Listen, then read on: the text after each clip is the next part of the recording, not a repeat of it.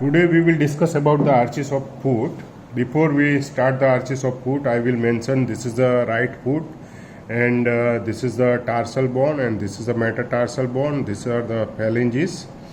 Here there is a 7 metatarsal bones. Calcaneum, it is the largest tarsal bone. This is the talus. This is the navicular. These are the 3 cuneiform, medial, intermediate, and lateral, and this is the cuboid. These are the 5 metatarsal bone, and these are the 14 phalanges. Now we will discuss about the arches of the foot. Arches of the foot are the 2 main arches, which is the one is the longitudinal arches. This is the medial longitudinal arches, and this is the lateral longitudinal arches. Same way, there is a 2 transverse arches. It is the anteriorly, this is the anterior transverse arches, and the posteriorly it is the posterior transverse arches, which is completed by the opposite side of the foot, while the anterior transverse arches, which is the complete inside the foot, while the posterior transverse arches, which is completed by the opposite side of the foot. So now we will discuss about the arches of the foot, medial arches and lateral arches. The medial longitudinal arches, which represent the, here you can see it is the represent the big arc of small circle, because it is more concave, so there is a small circle which is formed, and it is a big arc, so more concavity, and considerable it is higher, more mobile, more resilient than the lateral arch, and it is act as a shock absorber. It is a lateral longitudinal arch, which is the small arc of the big circle, because it is the less concavity, so that's why it makes the big circle, and summit is low as compared to the medial longitudinal arch. It has a limited mobility and built to transmit the weight and thrust to the ground. Medial longitudinal arch bone forming the arches are the first 3 metatarsals. Here you can see this is the first, second, and third metatarsals, which makes the anteriorly medial longitudinal arches 3 cuneiform. This is the medial, intermediate, and lateral, navicular, talus, and medial half of the calcaneum, which makes the medial longitudinal arch. While the lateral longitudinal arch, which is formed by the lateral 2 metatarsal bones, there is no role of the phalanx inside the forming the arch. So lateral 2 metatarsal bones, then the cuboid, then the calcaneum, lateral half of the calcaneum, which makes the lateral longitudinal arch.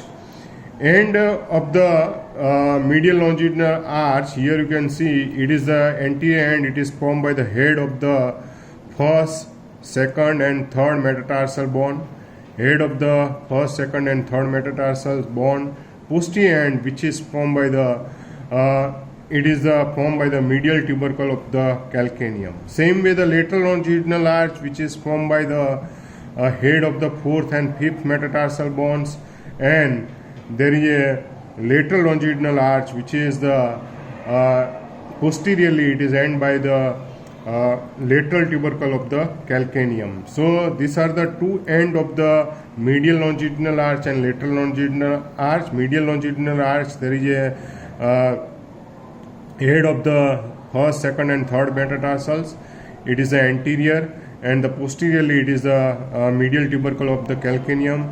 Lateral longitudinal arch, it is the head of the 4th and 5th metatarsals, and it is end by the lateral tubercle of the calcaneum. Medial longitudinal arch, the main joint, it is the talocalcaneo-navicular joints. Talocalcaneo-navicular joint, it is the main joint, and the summit, it is formed by the superior articular surface of the body of the talus. This is the superior articular surface of the talus, which is joined with the inferior surface of the tibia. And lateral longitudinal arch, the summit, it is the main joint, it is the calcaneo-cuboid joints, and it is comparatively the summit is lower. It is a subtalar joint. It is a subtalar joint or superior articulate facet of the calcaneum. It is the summit of the lateral longitudinal arch. So, and the main joint of the lateral longitudinal arch, it is the calcaneocuboid joints. The pillars, we will discuss about the pillar of the medial longitudinal arch. It is the long and weak, and it is formed by the talus, navicular bone, and three cuneiform bones, and the first three metatarsal bones, which makes the pillars, and these are the anterior pillars, and the posterior pillar, which is formed by the medial tubercle of the calcaneum. The lateral longitudinal arch, the pillars, which is also a long and weak, it is formed by the cuboid bone. This is a cuboid bone, and the fourth and fifth metatarsal bone, which makes the anterior pillars, and the posterior pillars, which is formed by the lateral.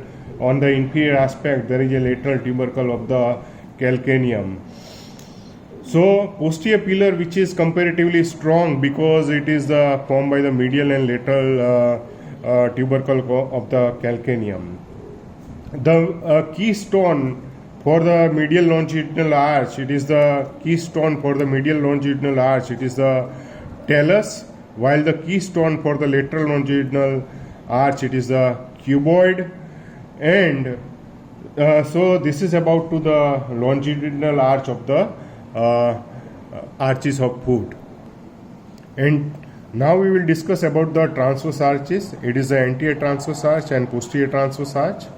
Anterior transverse arch, it is formed by the head of the all five metatarsal bone, all the head of the five metatarsal bones, and it is complete.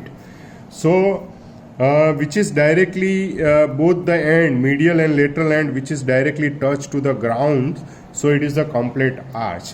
While the posterior arch, which is formed by the greater part of the tarsal and metatarsal bone, and it is incomplete, it is formed by the half dome. Mainly it is formed by the lateral half dome, and similar half dome, which is completed by the opposite side of the foot.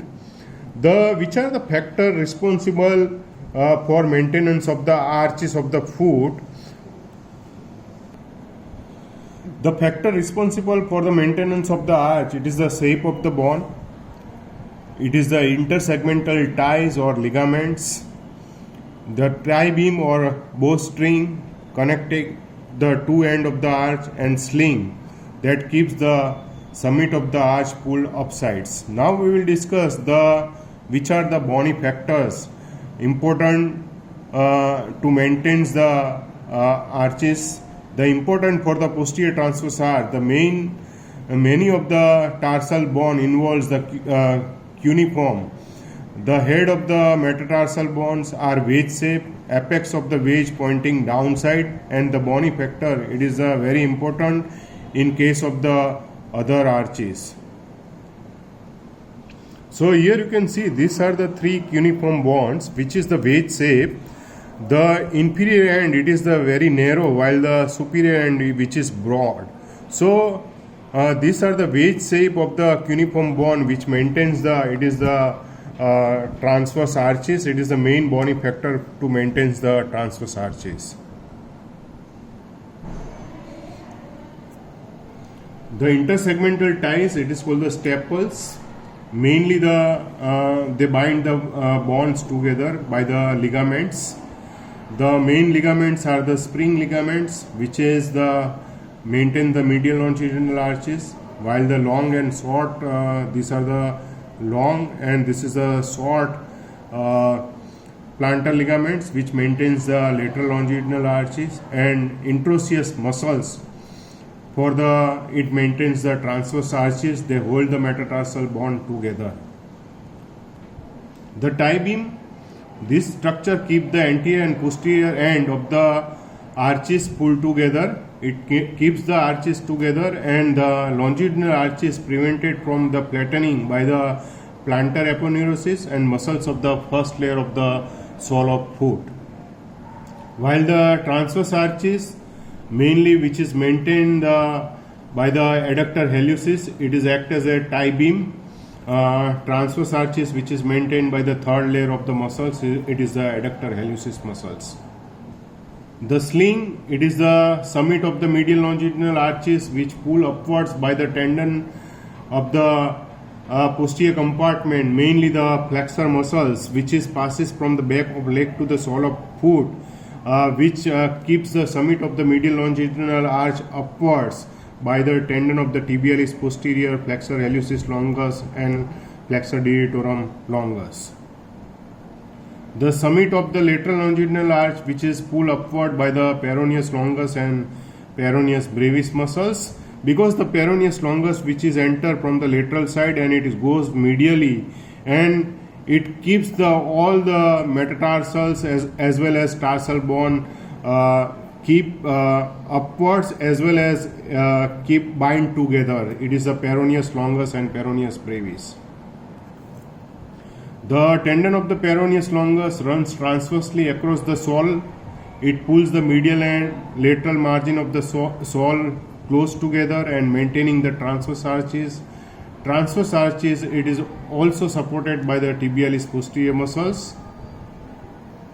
The function of the arches of the foot distribute the body weight to the weight bearing area of the sole, mainly the heel and toes. Arches, it is act as a spring, chiefly the medial longitudinal arch, which are the great help in walking and running.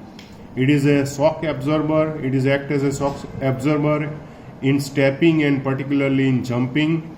The concavity of the arches protect the soft tissue of the sole against the pressure. Clinical aspect of the arches of the foot, it is a flat foot. It is also called the place penis. Whenever the arches, which is the foot, become loss of arches, it lead to there is a flattening of the foot. It is called the flat foot.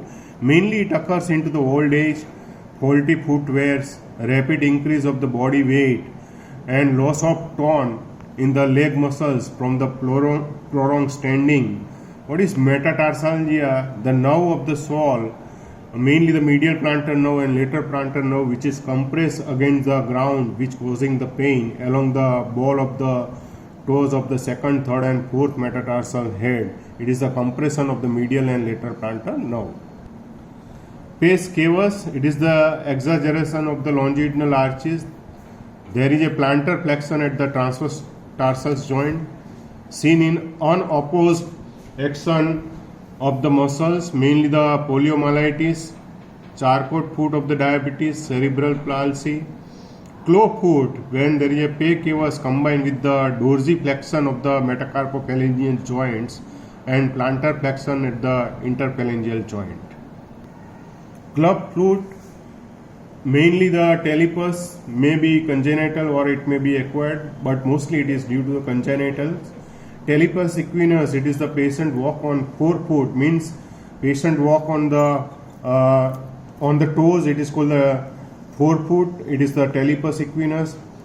Patient talipus calcaneum, patient walk on the calcaneum or heel, it is called the talipus calcaneum. Talipus varus, patient walk on lateral border of the foot, it is so there is a inversion and adduction of the foot, mainly it is walk on the lateral border, it is called the talipus varus, and talipus valgus, patient walk on the medial border of the foot and foot is fixed and everse and abducted, it is called the talipus valgus.